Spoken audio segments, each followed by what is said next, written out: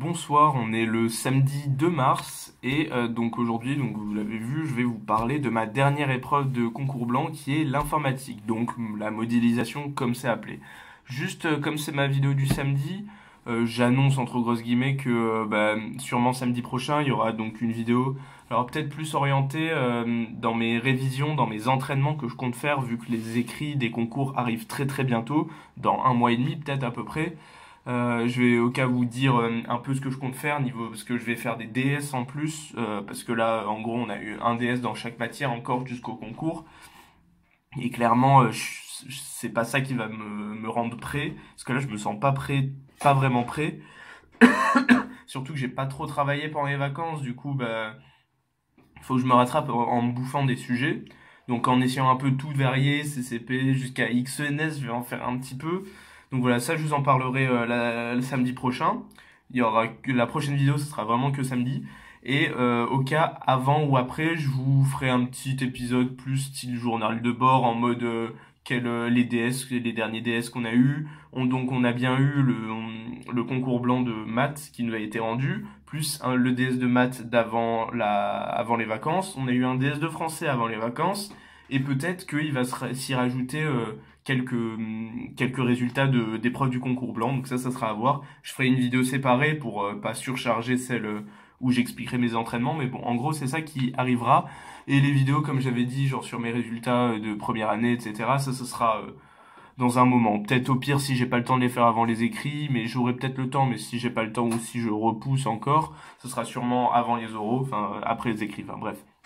Donc mon épreuve d'informatique, alors il y en a eu, ça a duré 3 heures et ça a été séparé en deux petites épreuves, donc en premier 1 heure et demie de physique et modélisation et deuxième heure et demie chimie et modélisation. Donc alors concernant la physique, c'était très orienté électricité. Alors personnellement j'ai trouvé que c'était pas très long, ça a eu largement le temps de le faire pendant les deux fois 1 heure et demie. Bizarrement, mais je pense que ça c'est l'effet début d'épreuve, la physique était moins longue, il y avait je crois 12 questions, 13 questions, alors que en chimie il y avait deux petits exercices, les deux exercices faisaient 6 questions, mais il y avait des questions qui étaient un peu plus longues et c'était un peu plus poussé. C'était pas les mêmes questions que physique, parce que physique, à un moment il y avait une question... écrire en langage Python les commandes permettant de tracer le graphique genre Matplotlib, et c'est tout. Il y avait des questions qui étaient vraiment très rapides, il y a un truc qui avait juste commenté et tout. Les questions d'info, elles étaient ultra simples. Donc oui, donc paradoxalement, le DS de chimie était plus long, enfin il y avait plus de choses, mais je suis allé beaucoup plus vite. Et peut-être parce que c'était la deuxième épreuve, je sais pas. Mais quand je vois l'épreuve de physique, je me dis, mais comment en 1 heure et demie j'ai fait à peine ça? Genre, je dis, waouh. Parce que c'était donc électricité, l'étude d'un onduleur. Je sais pas si vous voyez ce que c'est. Euh, Normalement, si c'est la même chose que dans la vraie vie, un onduleur, c'est ce qu'on met, je crois, sur les prises électriques ou des trucs comme ça, avec une batterie, quelque chose comme ça, qui fait que quand il n'y a plus d'électricité ou quelque chose comme ça, oui, ça fait 3 fois que je répète quelque chose comme ça, ben, ça permet de garder le courant ou... Enfin, je sais pas. Il me semble que c'est ça. Ça nous dit rien du tout, le texte. Il y a toute une page de blabla, mais c'est plus sur la physique, en fait, qu'il y a derrière, avec le courant et tout, il y a des trucs qui servent pas à grand-chose.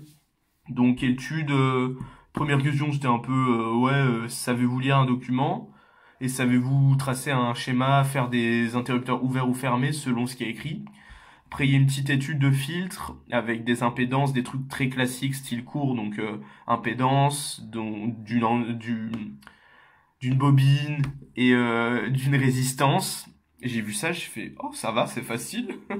Et après, donc, en déduire la fonction de transfert, on avait un circuit LR, enfin RL, enfin je sais pas comment on dit, qui est où on mesurait la tension sur la résistance, au bord de la résistance. Donc forcément c'est un filtre passe-bas. Et du coup bah, c'est venu un peu après, en mode en déduire quelle est la nature du filtre. Mais moi sur la copie j'ai dit oui mais on pouvait déjà le déduire en voyant la gueule du filtre, vu que c'était un circuit RL. Où on mesurait la tension au bord de la résistance. Bon, du coup, j'ai quand même, parce que c'est après avoir fait la fonction de transfert, qu'on voit que c'est la fonction de transfert d'un filtre passe-bas. Donc, du coup, ça fait déjà 3 questions. plus le gain, où je m'en rappelais plus. Exprimer la fréquence de coupure à moins 3 décibels, ça aussi je m'en rappelle plus. C'est le seul truc que j'ai pas fait, je crois, du DS, parce que je m'en rappelais plus. Ah, ça m'énervait. Après, une petite étude d'une série de Fourier où il fallait juste parler un peu des amplitudes. Je l'ai fait, mais bof, je sais pas. Après, il y avait une fonction récursive, fallait dire que c'était une fonction récursive, et pourquoi. Et après, là, ça commence enfin, la sixième question, enfin une question d'info, mais des questions d'info, mais ça avait l'air super facile. Il y en avait une, fallait juste faire un... En gros, il y avait quatre interrupteurs sur le circuit qu'on avait électrique, et selon la position, genre si t'en avais le numéro un, le numéro 3 qui était ouvert, alors que le numéro 2 et le numéro 4 étaient fermés, ça renvoyait une certaine valeur de la tension. Si tu les inverses tous, ça donne une autre valeur de la tension, et s'ils sont dans une toute autre disposition, ça renvoie zéro. Et du coup, en gros, fallait faire ça. Donc, tu introduis quatre variables et tu vois, tu testes si elles sont égales à un ou zéro. En plus, il guidait, il disait, on prend K1, K2, K3, K4, donc c'était les noms des interrupteurs, on les prend, et puis on dit que ça renvoie une valeur 1 si l'interrupteur est fermé, une valeur 0 si c'est ouvert. Allez, écrivez le programme, on a déjà tout fait. Donc voilà. Après, pareil, mais qui reprend des trucs de l'énoncé. Là, c'est vraiment, t'as des cas dans l'énoncé et du coup, il fallait juste les lire et les réécrire. Après, il fallait établir une liste de temps de points espacés de temps. Donc ça, c'est avec un np.linspace. Fallait bien évidemment importer le module NumPy, ce que j'ai fait, qui était pas du tout précisé, mais je pense que du coup, c'est la petite difficulté à faire. Après, écrire en langage Python comment on trace un graphique. Question 10, quelle est la fréquence d'échantillonnage? Là, ça basculait un peu plus dans la physique. Donc là, fallait faire par rapport au nombre de points. Là, il te donnait une valeur de la... en gros, avec les valeurs qu'il te donnait, t'en déduisais la valeur totale de l'échantillon. Et du coup, chaque truc, enfin de tout, et du coup comme tu avais tant de points, tu le divisais par tant de points, et du coup tu avais le temps d'un petit échantillon, et du coup c'était ça. Et du coup tu trouves une période ultra petite, et ils te disent du coup de calculer la fréquence. Du coup tu trouves un truc très grand, parce que la fréquence égale l'inverse de la période, et du coup justifier pourquoi un si grand nombre de points de calcul de signal a été choisi. Ouh là là, ce serait pas un peu pour un souci de précision? Voilà. Après, une question un peu plus qualitative, en mode t'as deux graphiques avec une fonction NumPy, une fonction de la bibliothèque CPy, ils disent ah tiens, écrire la ligne de code Python permettant d'importer le module FFTPack, qu'on ne connaît pas, de la bibliothèque CPy. Oh là là, import FFTPack from CPy. Non, non, ok. Et avant-dernière question, fallait comparer deux schémas qu'il y avait.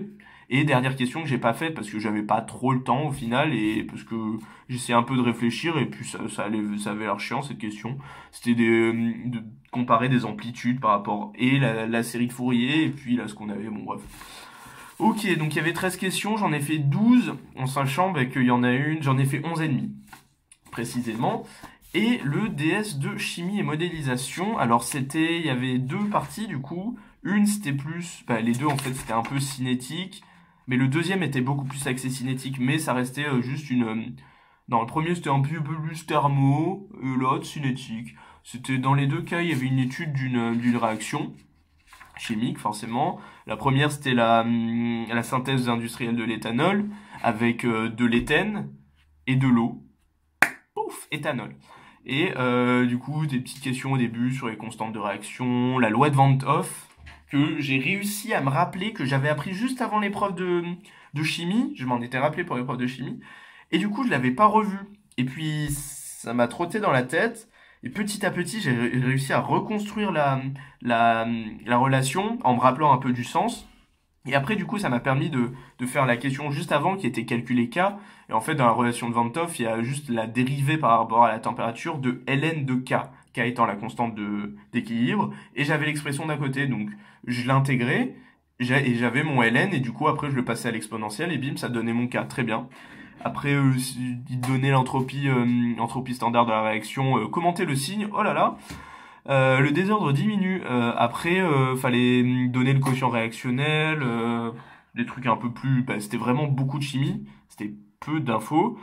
Après, il y a une question que j'ai pas faite, parce que je m'en rappelais pas trop, et puis ça me faisait un peu chier ce genre de questions. Et après, question 6, dernière question de cette partie, aspect modélisation. Et du coup, on devait réécrire la fonction qui donnait la réponse, enfin la formule qu'on avait donnée à la première question. Pareil pour la question d'après, et encore pareil pour la question d'après. Et après seulement, il y avait une étude d'un petit graphe. Commenter brièvement ce graphe, c'était l'influence de la température sur le rendement. Bon, bref. Pareil, après, il parlait d'un procédé d'hydratation. Et là, c'était pas du tout d'infos. C'était juste, comparer l'influence de tel truc sur tel autre paramètre. En industriel, ils utilisent quoi? Fallait juste, il y avait un texte et du coup, fallait tout lire et c'était tout dedans, les réponses. 4 questions sur ça que j'ai faites. Et après, euh, ok, et après, un petit exo de cinétique, du coup, sur l'étude d'un équilibre de fluoration. Donc en gros, tu formais un composé ferreux plutôt, composé de fluor et de fer, avec de l'eau qui passe entre temps. Du coup, tu avais des équations donc typiquement cinétiques avec des coefficients et coefficients de réaction, enfin je sais plus comment ça s'appelle, la constante de vitesse de réaction.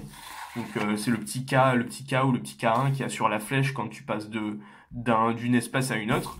Et du coup que la vitesse je sais pas dans quel sens c'est, mais genre si t'as un truc comme ça avec un K, la vitesse de ça, c'est la K fois la concentration de ce qu'il y a de l'autre côté. Bon bref, du coup il y avait pareil une question sur la constante d'équilibre. Et après il y avait des questions un peu plus cinétique et des questions très intéressantes où il y avait vraiment pas mal de calculs.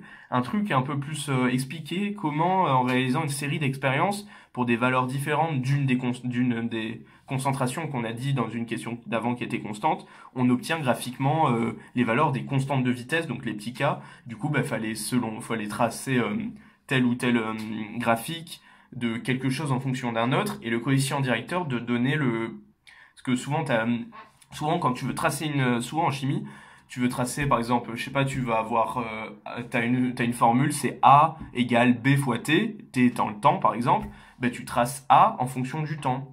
Et du coup, tu vas avoir A sur ton graphique et le temps ici, et tu vas avoir, par exemple, une droite dans notre cas, et le coefficient directeur, ça va être ton B. Du coup, pour le A égale B fois T, là, c'est pareil, sauf que le B, c'était un truc un peu plus compliqué. Et quand tu avais ça, moi, j'ai trouvé que quand tu avais le coefficient directeur, c'était une valeur connue, après, tu le remodifiais, j'ai exprimé par rapport à des trucs qu'on avait définis et puis des trucs qui étaient dans l'énoncé. Et puis après, je retrouvais il y avait les deux coefficients K qui apparaissaient. Et du coup, ils étaient dans une équation. Et du coup, en fait, dans une des questions d'avant, tu avais exprimé la constante d'équilibre en fonction de ces deux K.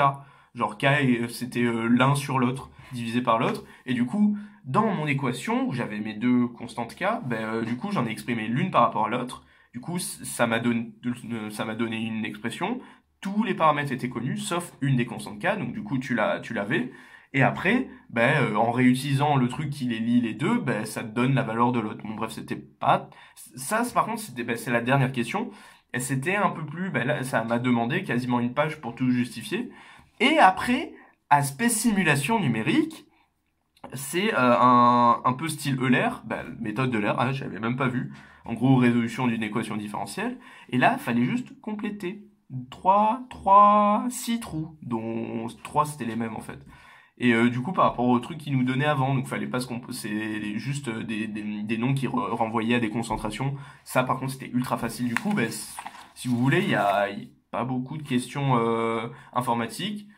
Un peu dommage du coup. Bon, ça va que j'ai réussi à les faire les questions, mais j'étais un peu déçu en mode, oh, il n'y a pas beaucoup d'informatique. Du coup, sur la physique, il y avait plus d'informatique. Bon, voilà. Concours blanc terminé. On va peut-être faire une petite épreuve d'espagnol. Mais c'est juste un petit QCM CCP normal. Donc, pas de grosses trucs officiels. Donc voilà. Je vous retrouve la semaine prochaine pour les vidéos que je vous ai dit. Allez, ciao, bonne semaine.